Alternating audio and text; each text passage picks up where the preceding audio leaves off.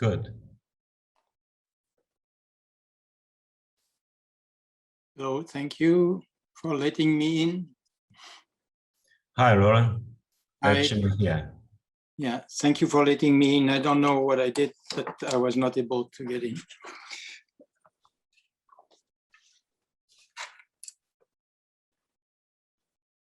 So okay. Can I share my screen? Yeah.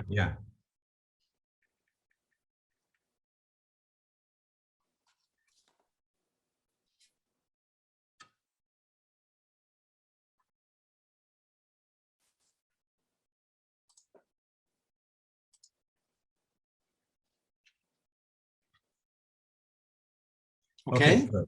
Yeah, maybe we can start. Yes, thank you. Sorry. Hello, everyone. Good morning or good evening. I'm Laurent from the Southern University of Science and Technology. Welcome to the 10th World Congress in Probability and Statistics and to the IMS Medallion Lecture. It's my great honor to introduce the IMS Medallion Lecture Professor Laurent Saloff-Coste from Cornell University. Laurent received his PhD from University of Paris 6 in 1983. In the 1990s, he worked at University of Toulouse as well as at MIT. Since 1998, he's a professor of mathematics at Cornell University, where he was the chairman from 2009 to 2015.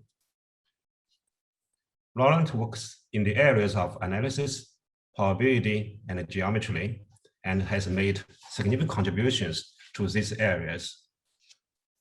He received the Rollo Davidson Prize in 1994 and is fellow of the American Mathematical Society and a fellow of the Institute of Mathematical Statistics. In 2011, he was elected to the American Academy of Arts and Sciences. Each year, IMS nominates 8 medallion lectures in fields across the IMS subject range. The award of a medallion signals the honor inherent in being selected to give one of these lectures. IMS awards the medallion to Laurent Saloff-Coste and invites you to present a medallion lecture entitled Gamblers' Ruin Problems. Laurent, please.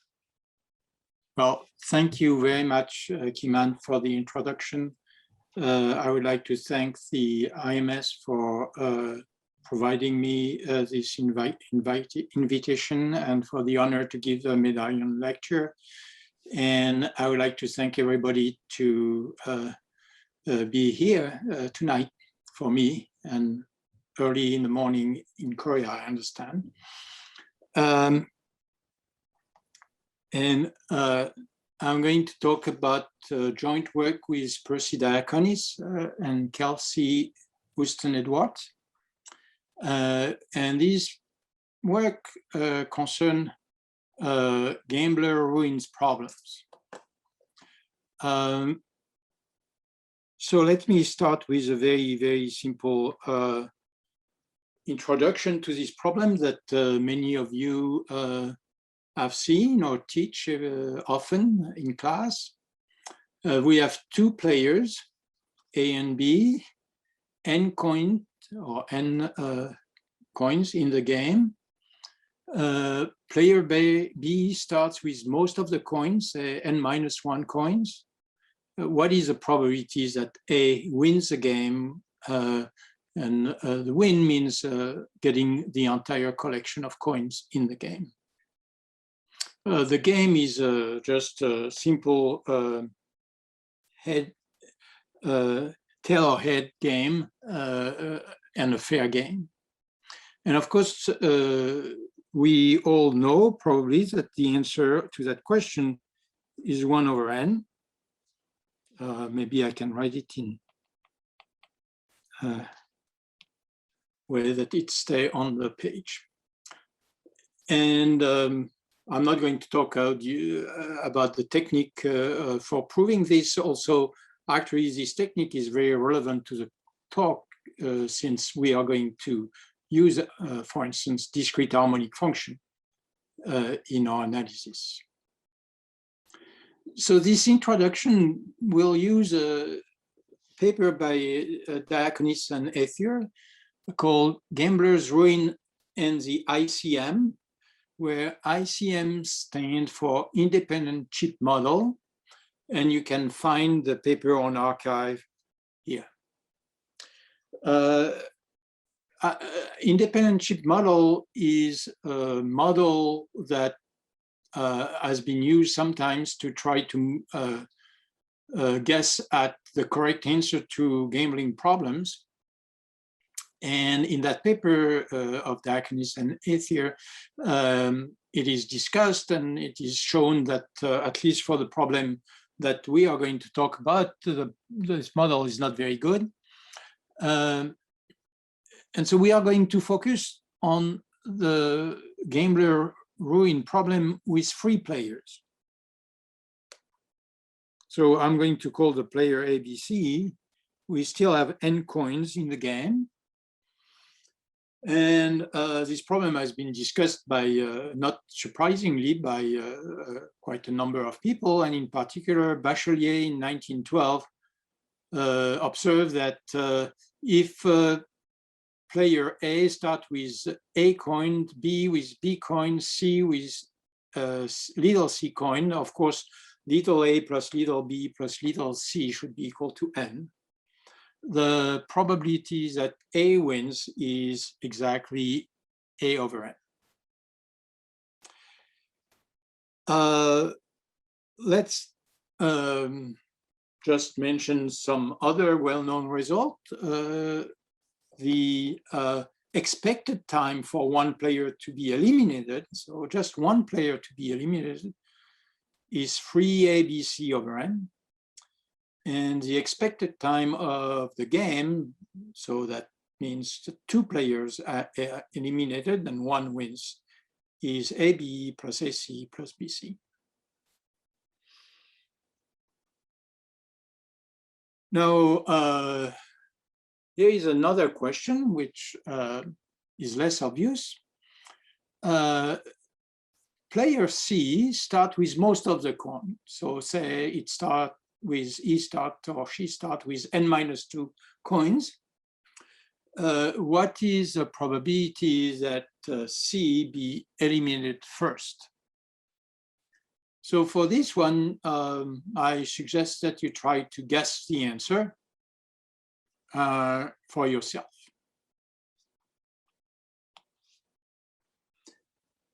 So this is a simple question of a much more general set of questions. We start with a given fortune, and we can ask for the order in which the players are eliminated. This is a permutation of the set of players. And we can ask for the computation of all these probabilities. So this is one example of such probability. Of course, we can change the starting point. So for instance, say we start with C still having most of the coin, but B having square root of n, order square root of n of the coin, and A having just 1 coin. So then we can ask the following, given that C is eliminated first, what is the probability that B be eliminated second? So does player B, given that C is eliminated first, still retain some advantage compared to player A?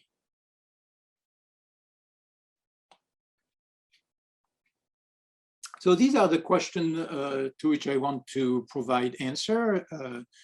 Diaconis and Ethier in the paper provide answer, and this answer depend or use our previous work with Kelsey, Houston Edwards, and Percy. So the answer to the first question is that it takes roughly 1/n cubed.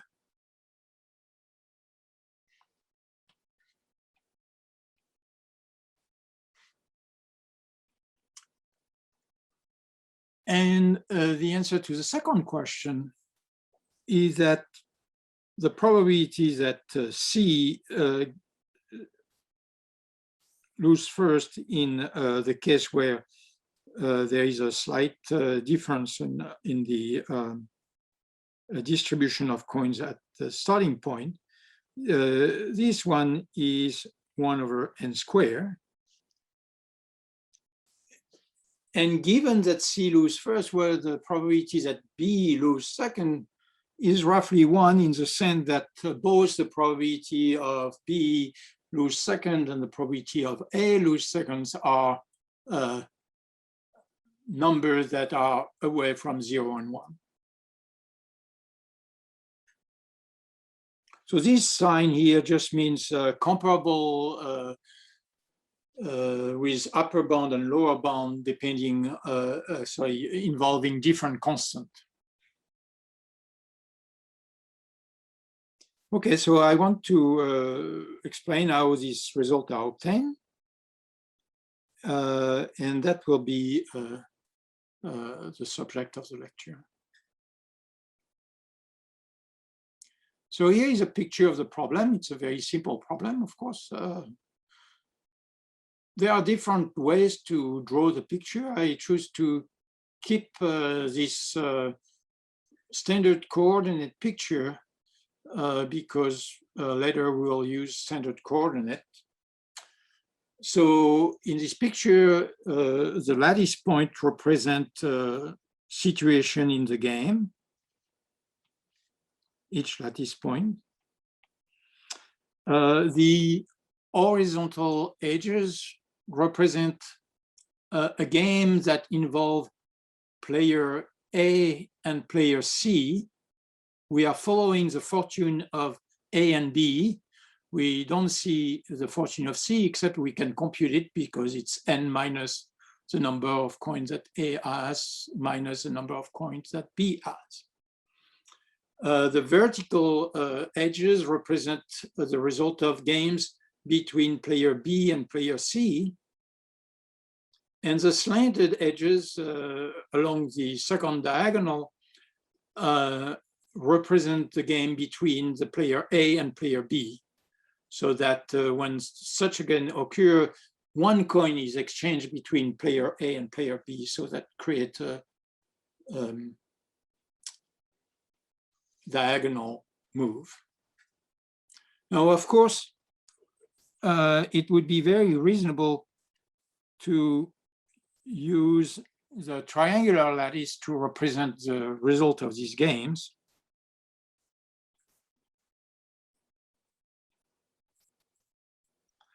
But this just corresponds to moving this triangle. Think about it as made of with movable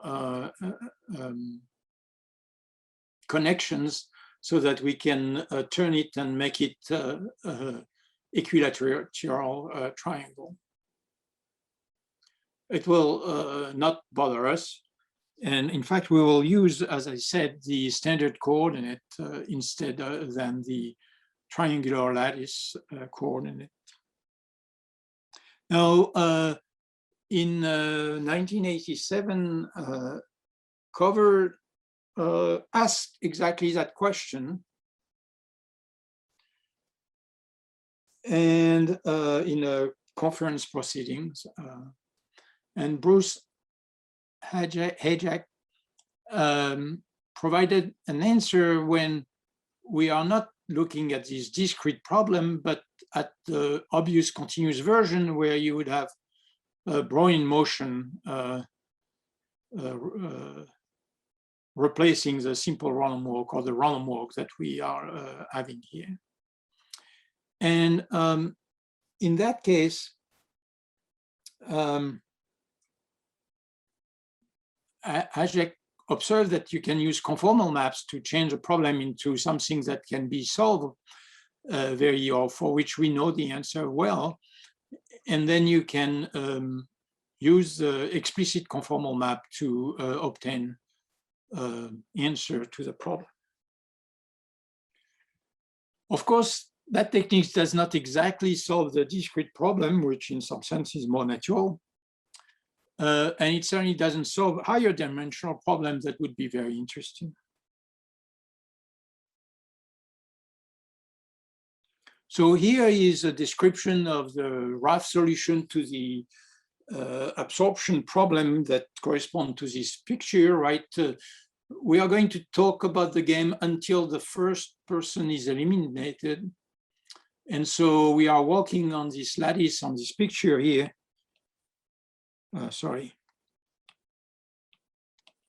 On this picture, and we stop the game when we hit one of the blue points on the boundary. So we have an absorption problem. So here is a solution we give in our paper with Percy and Kelsey. You can find it in the Annals of Applied Probability. I'm not sure it's on paper yet, but oh yes, we have pages, so it's on paper.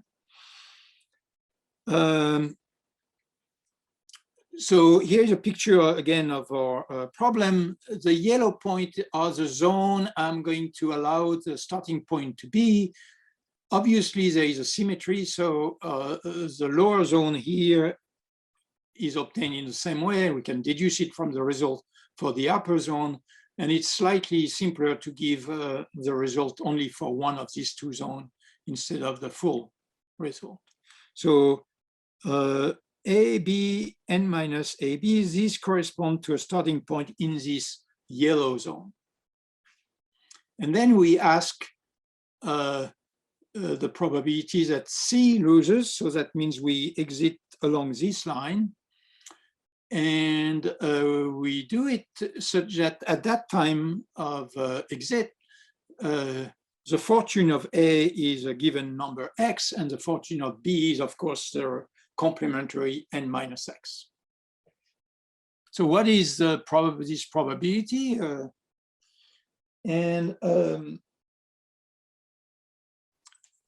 What we give is a rough asymptotic. So again, this should be interpreted exactly as the previous sign, even so it's slightly different, sorry about that. That is, this probability is upper bounded and lower bounded by the expression written on the slide, together with multiplicative constant that do not depend on A, B, X, and N. So, you know, it's a simple or complicated formula, depending on your point of view. But it gives us this probability. Now, it is hard to get more precise formula, that is to get asymptotic formula or exact formula. Of course, there are some sort of expansion for this probability that we could write down in complete closed form as a large sum, for instance, using some sort of spectral analysis, eigenvalues and eigenfunctions.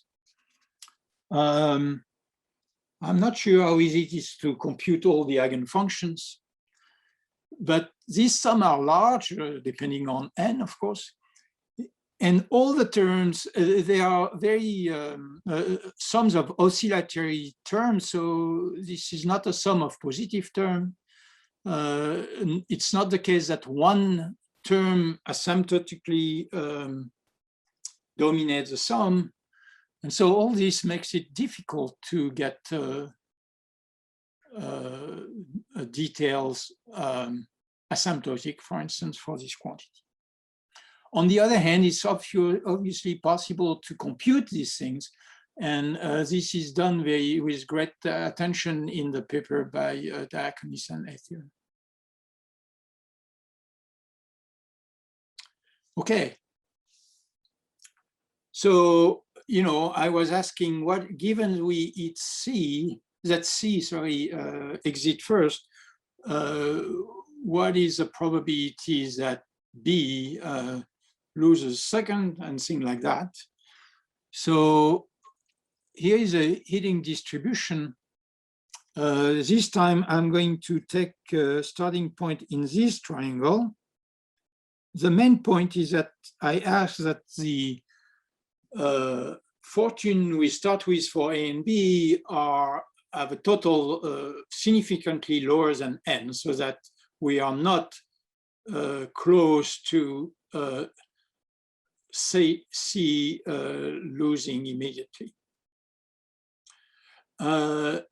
And given that, we can give an expression for the probability that C loses first with XR, the fortune of A being X and the fortune of B being n minus X. It's a simplification of the previous formula, and here is a formula.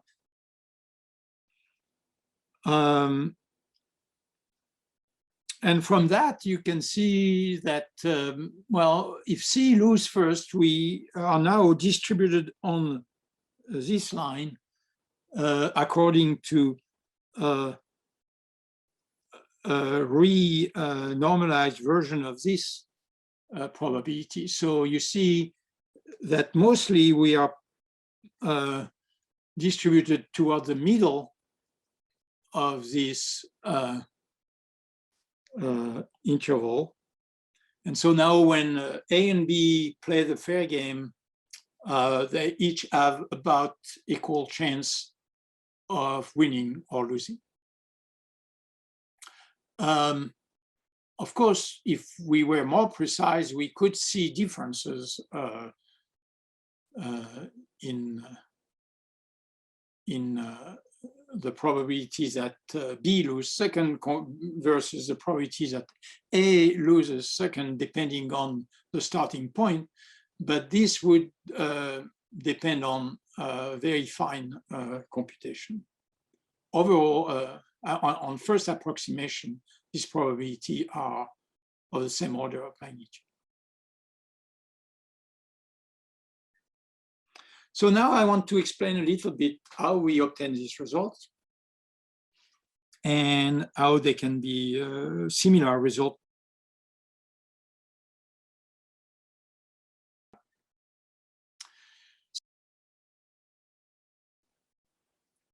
And another simplification here, grid as my. So what I have here are two. One way to describe the class of problems that are pictured here is that they are domain above a Lipschitz function. So it's a well-known class of domain for harmonic analysis, and this is the kind of problem. Attempt to understand the problem. Okay, so we want to understand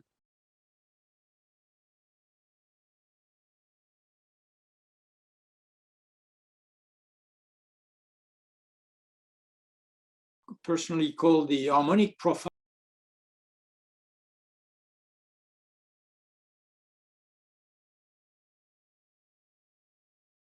Is a function h, which is positive in our domain, harmonic inside and vanish at the boundary. So it's a positive solution of the Dirichlet problem in that domain.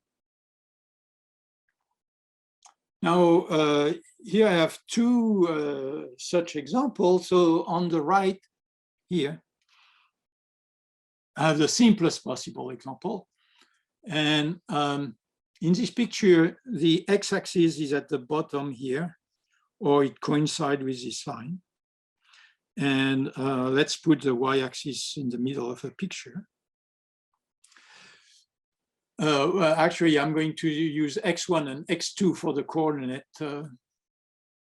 So the x1 axis is a horizontal axis, and the x2 axis is a vertical axis.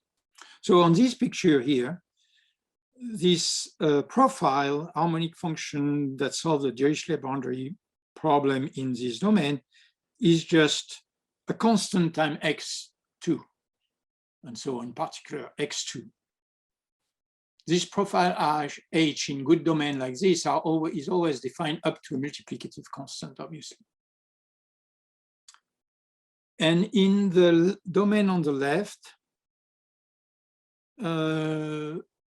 with this line continue exactly like that, it's a very simple domain, then the profile is given by this function. Now, these are very easy computation, well-known ones. Actually, the second one, I'm not sure so many people have done this computation, but it's obviously a simple computation. And these examples are misleading in the sense that we have a beautiful, simple formula for the profile, and that in general, that's absolutely not the case. And the extent to which it's not the case is somewhat interesting. So for instance, if I was just to slant a little bit this line, we would not have a formula for the profile, because we have a discrete problem. Of course, if we were in a continuous problem, this line and the slanted line are exactly the same, and there is no difference. But in the discrete problem, this line and the slightly slanted line are different problems. And so for the slanted line, we don't have in general a good formula for H. Same thing, of course, here. And obviously, even in the continuous problem or any version of this problem, in an example like this one, H exists. It has nice property, but there are no formula for it.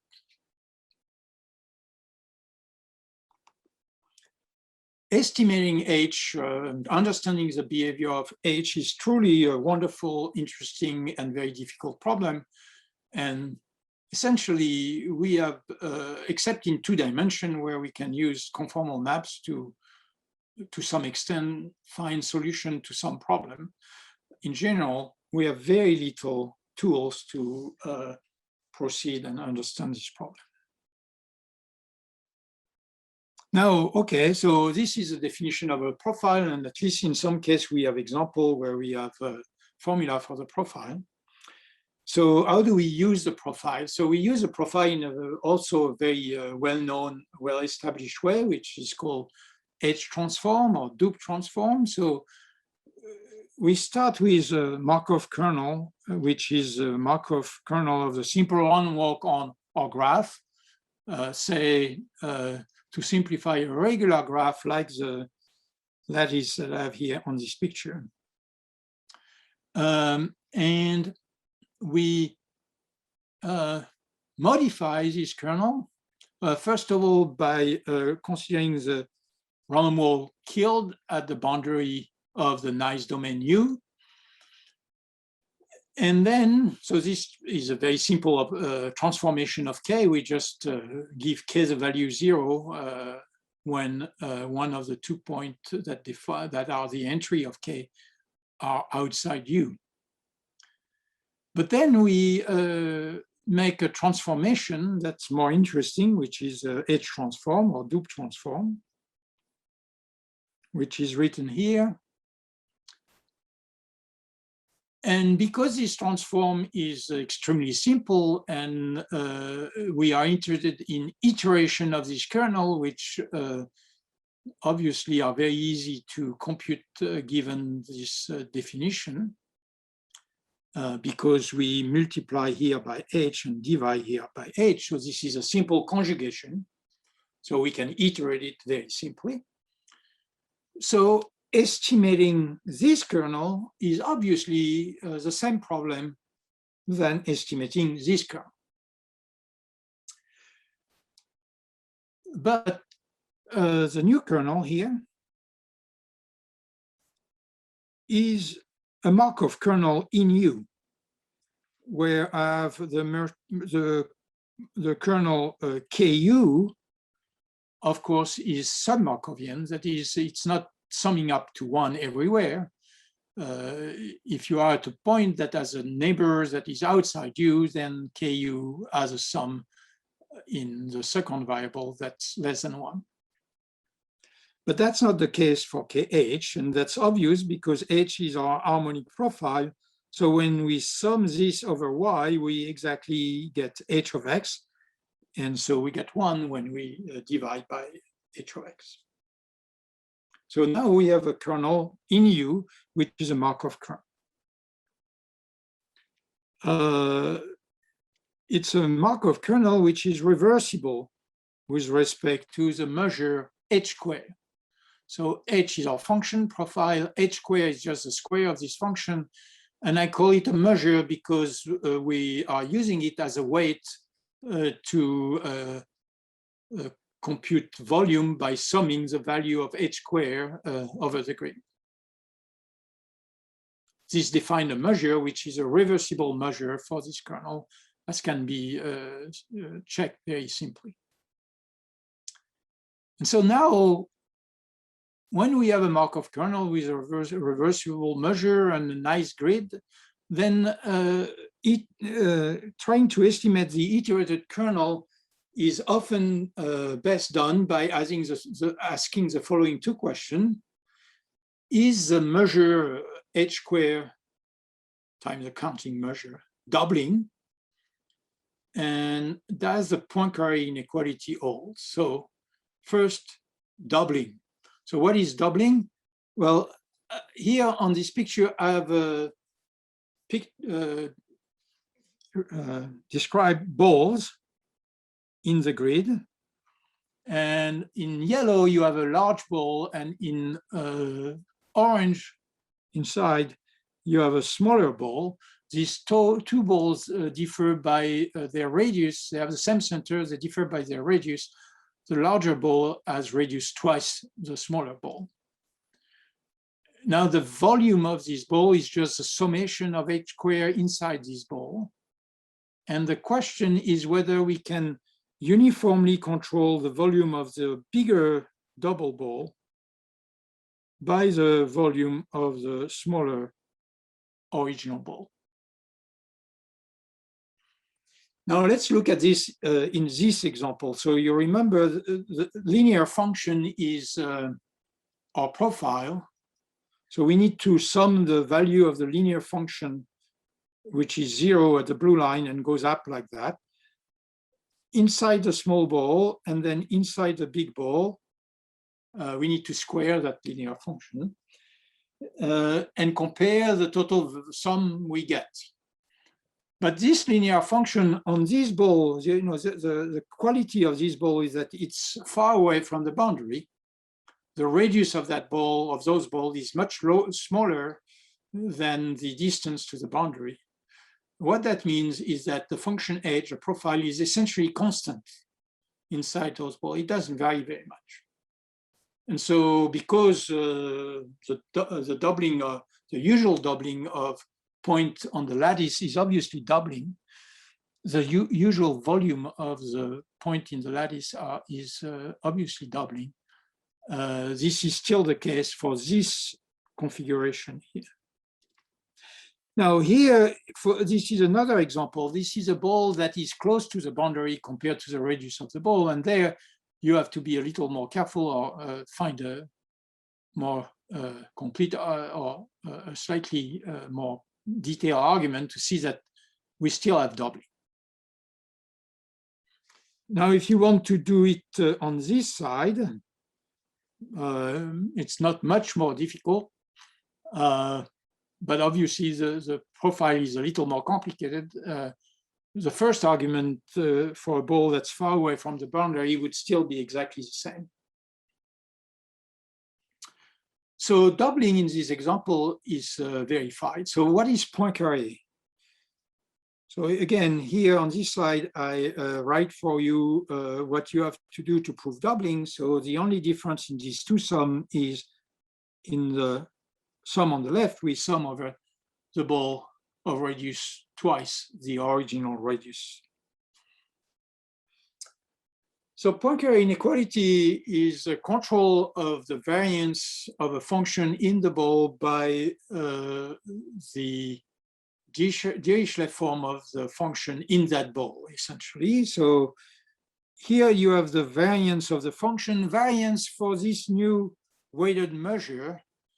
And so this here is the mean of f over the ball with respect to the weight h squared. And on the other side, we have the same expressions that define the Dirichlet form associated with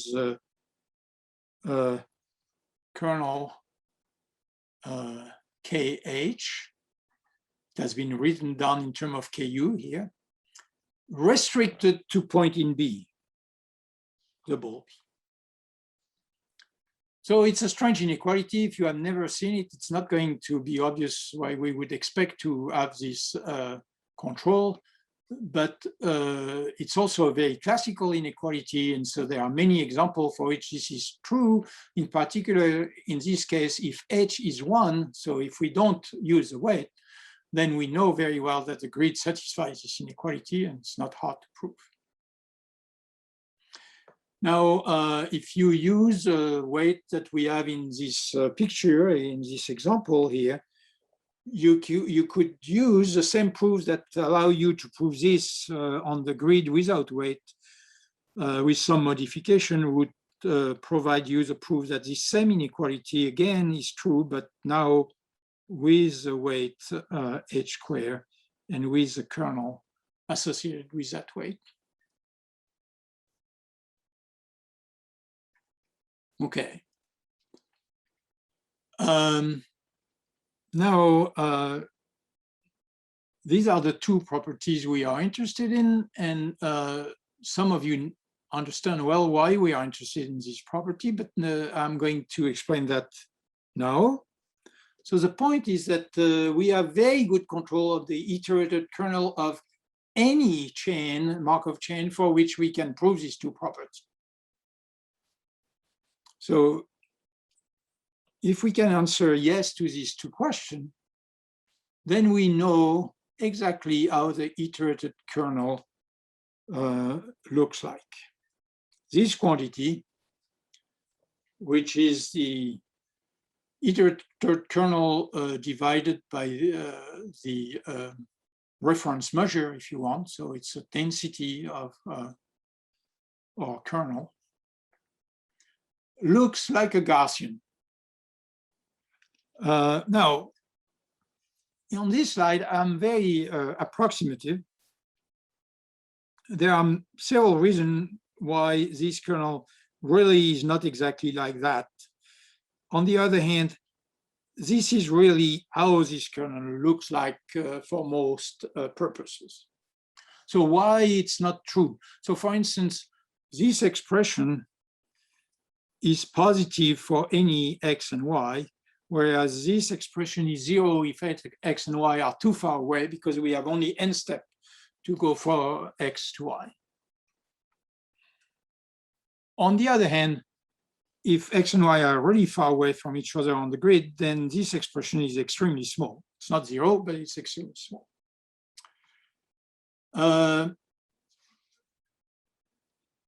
This expression is what we call a Gaussian bound. It is made of two terms.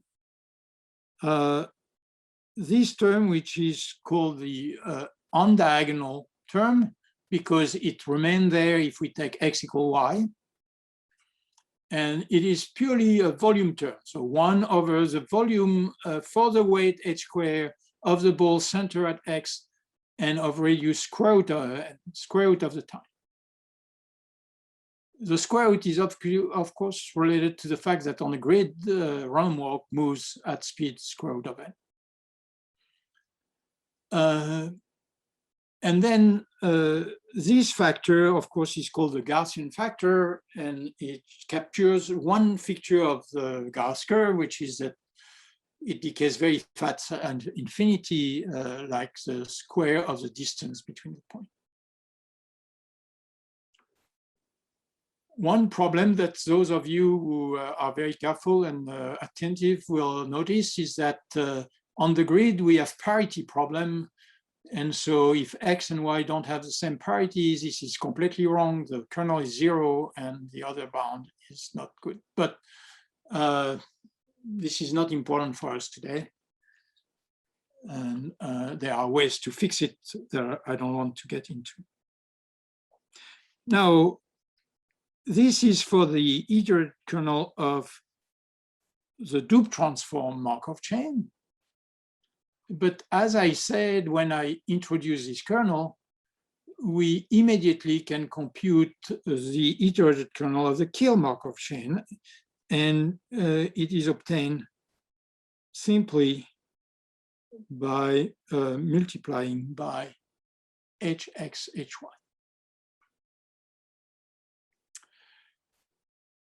So what this says is the kill Markov chain looks Gaussian, except that the way it looks Gaussian is tilted by the weight h square. And the meaning of this product, of course, is that it provides a vanishing of the iterated kernel at the boundary. We are sure, we know that the kernel KNU must vanish when Y is on the boundary or X on the boundary. And the way it vanishes when X and Y are close to the boundary is exactly like the function H. Okay. So let me describe what the result is. Sorry. When we apply this to the upper half grid, very quickly, here is what it gives us. So, you know, on the upper half grid, the coordinate of X and Y are X1, X2, Y1, Y2. The profile is X squared. And the iterated kernel of the dupe transform looks like this. This comes from the volume for the weight H, which is X2. On the previous slide, I had an unsymmetric formula for this kernel. Here I choose to write the symmetric formula in X and Y. Both are correct, even so it's a little strange.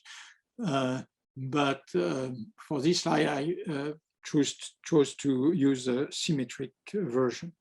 This function is obviously symmetric by definition, so there must be a symmetric estimate. And the formula for the iterated kernel is given by this.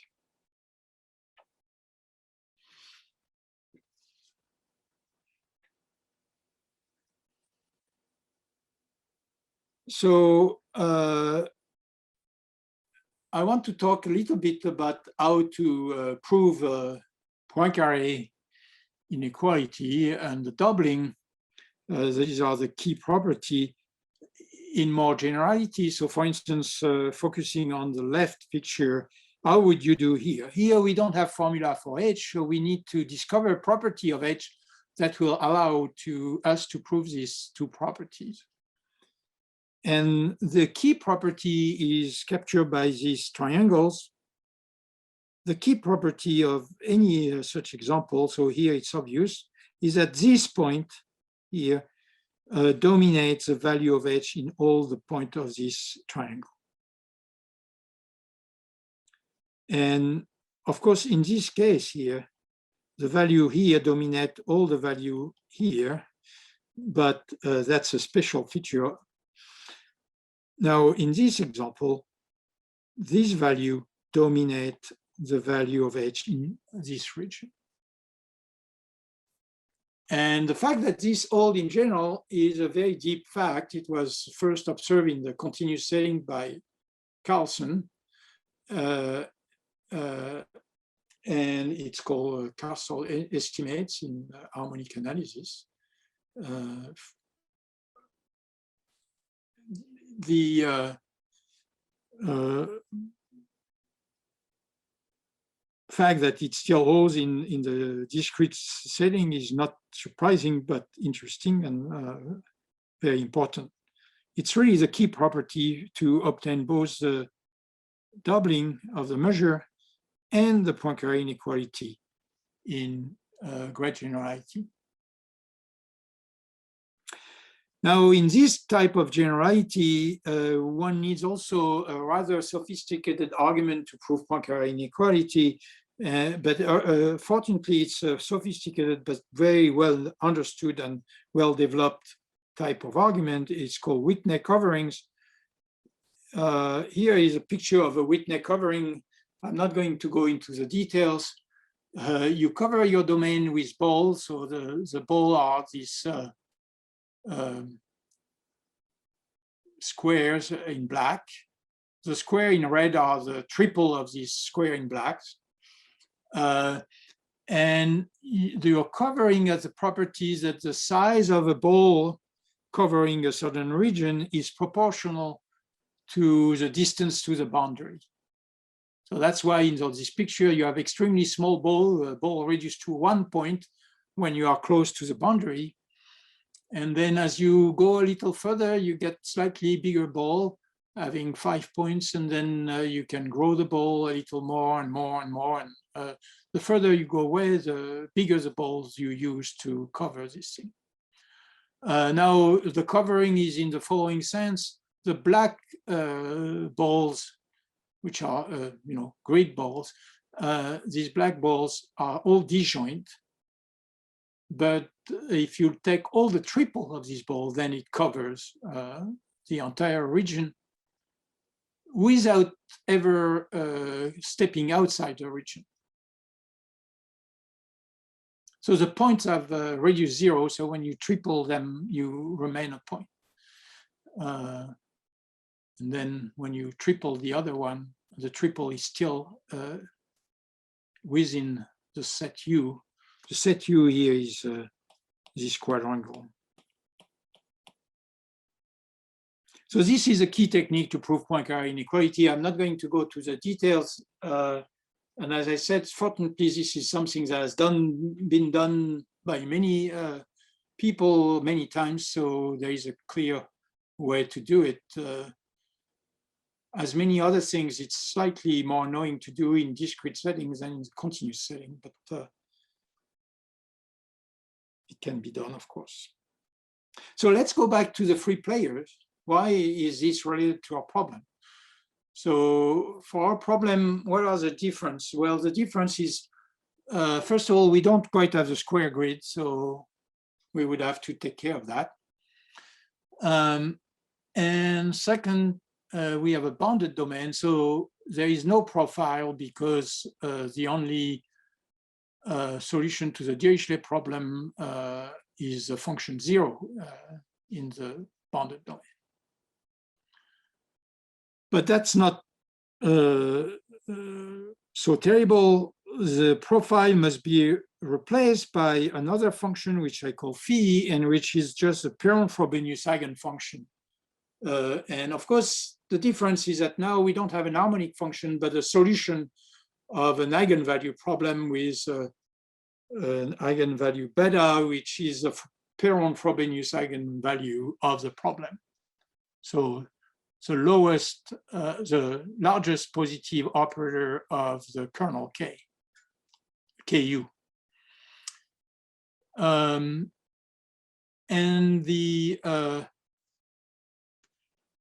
loop transform kernel is replaced by a similar kernel obtained from Ku by using a phi in the same way we were using H before. And there is a small difference. Again, we have to use the Perron-Frobenius eigenvalue in defining K, phi. And this kernel, again, is a Markov kernel, which is reversible with measure phi square inside this, the black part of this picture, which is a set U. And now the question is to prove doubling and Poincare for this finite problem uniformly in the parameter you want to keep away from. So essentially the parameter n, the number of coins. And to do that, we need some property of this function phi. If we can do that, then we can apply more or less the result I just described before in this bounded domain type, finite domain type problem. But one question is to compute this function phi. So what is the Perron-Frobenius of this problem, the Perron-Frobenius eigenfunction of this problem? And again, like H, typically you would not be able to compute this function. Here there is a very specific lucky circumstances. We can flip phi 0 to complete the square here and obtain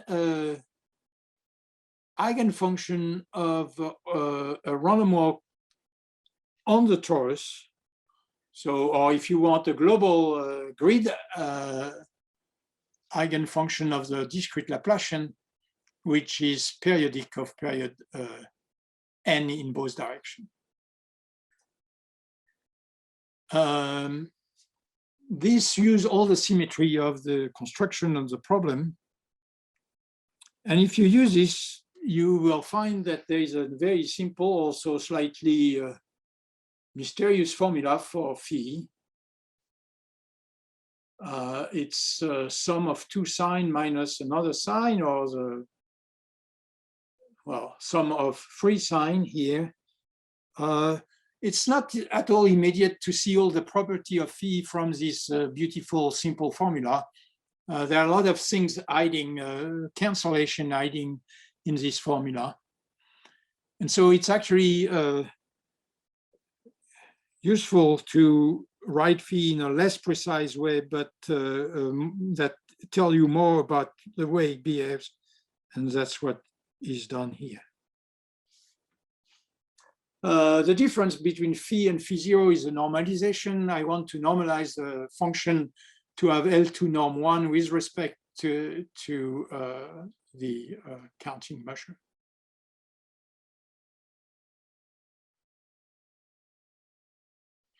Now, these formula are the reason why I was able to show you formula for the heating distribution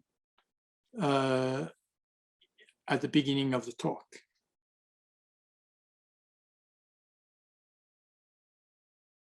So the formula I gave you at the beginning of the talk are really obtained through this entire cycle of ideas. We need to prove doubling Poincare. We obtain some sort of estimate for the iterated kernel, and we manage those estimates to obtain estimate of the probabilities that we desire to compute.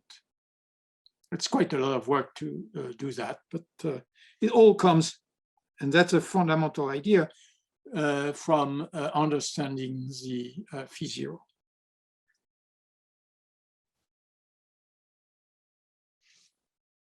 So here I remind you of this formula. So for instance, the probability starting from A, B, C in this zone that C lose first is given by this simple formula.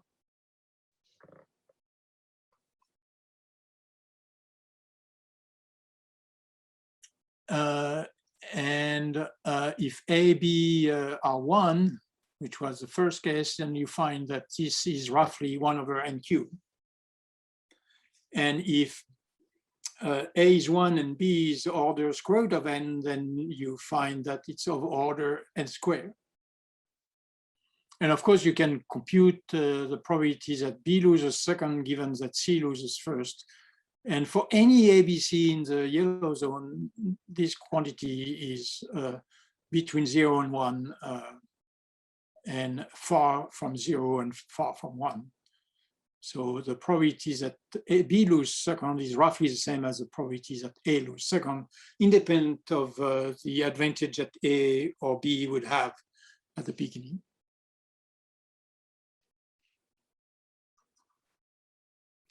So maybe the most interesting thing is something that has not been completely done before, which is to talk about a game with 4 players or more players.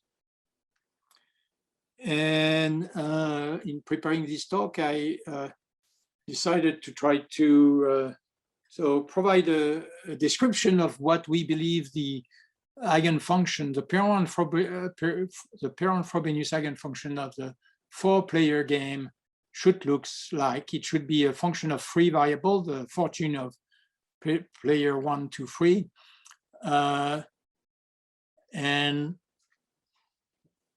The key point here, and this is a point that the chairman today understands very well because he has contributed to a very similar problem, is that it is not obvious at all to compute the quantity alpha and beta that are somewhat conjectural, but should appear in this formula.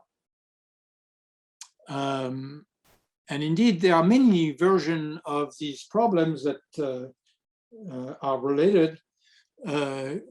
Wemboli and Kiman Chao worked on a famous problem that was introduced by Brunson and Griffiths and also Keston around the same time. This is all Kernel stories. So Wembo and Kiman had to compute an exponent that is very much related to the one I am talking about here to solve the predator-prey capture problem, where you have one Brownian motion trying to escape n other independent Brownian motion on a line. Thank you very much for your attention. And I'm happy to answer questions if there are any. Okay, thank you for your wonderful talk. So any questions? Let me see, there's one question. Yeah, there is a question I see on the chat, so thank you. The question is, would anything change if the game was not fair? The answer is mostly yes. Well, it's already the case. As you can see, and this is really important for the techniques we employ here, all the answers have a sort of polynomial nature. And of course, when you have an unfair game, a constant unfair game, say on the interval, so with 2 players, one go from a polynomial behavior to an exponential behavior of all the quantity. And all the techniques I discussed here have a terrible time dealing with anything exponential. So mostly the answer is yes, unfair game would not be treatable this way as far as I can tell. Now, there might be some strange unsymmetric games that can be treated like that, but they would have a very special and mild nature in their lack of symmetry. And so it would be hard to describe exactly what they are. It would be a very small class of non-completely symmetric things that can be treated probably by similar method, or at least there is a chance. But roughly speaking, the answer to that question is no. There is no way to do unfair games this way, as far as I can tell. Okay, any more questions? I see a second question. No, it's a thanks for the first. Thank you, Andrej.